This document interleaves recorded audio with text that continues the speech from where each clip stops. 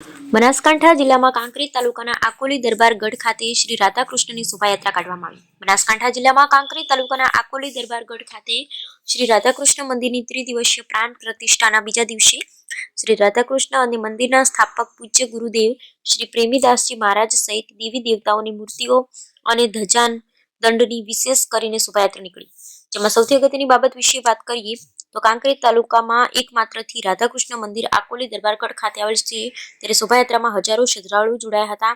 ભોજન પ્રસાદ ગ્રહણ કરી ધન્યતા અનુભવી, ત્યારે આવેલ મહેમાનો, સામાજિક અને રાજકીય આગેવાનો સહિત પત્રકાર મિત્રોનું સાલ ઉઢાડી સન્માન કરવામાં આવ્યું, જેમાં રાત્રે કચ્છની કોયલ અલવીરા મીરાના સુરે રાસ ગરબાની રમઝટ જામશે। ત્યારે હવે યુવા નેતા, પાટણ લોકસભા બેઠકના સહસંયોજક ભારતસિંહ ભટ્ટેસરિયા, હંસુપુરી ગોસ્વામી, ઈશ્વરભાઈ પટેલ, ઈશુભા વાઘેલા, અમીભાઈ દેસાઈ, મહાકાલ સેના પ્રમુખ શૈલેન્દ્રસિંહ વાઘેલા, જાણુભા વાઘેલા, વડા પ્રહલાદસિંહ વાઘેલા, પૂર્વ સરપંચ વડા વિનુભા સોલંકી, કંબોઈ ભાનુભા ડાભી, સિહોરી સહિત અન્ય મહાનુભાવો ઉપસ્થિત રહ્યા। ત્રિદિવસીય પ્રાણ પ્રતિષ્ઠા મહોત્સવ અંતર્ગત કાર્યક્રમ આયોજકો અને આકોલી દરબારગઢ દ્વારા આભાર વ્યક્ત કરાયો। Bureau report Ramjibhai Raiguru, crime patrolling news.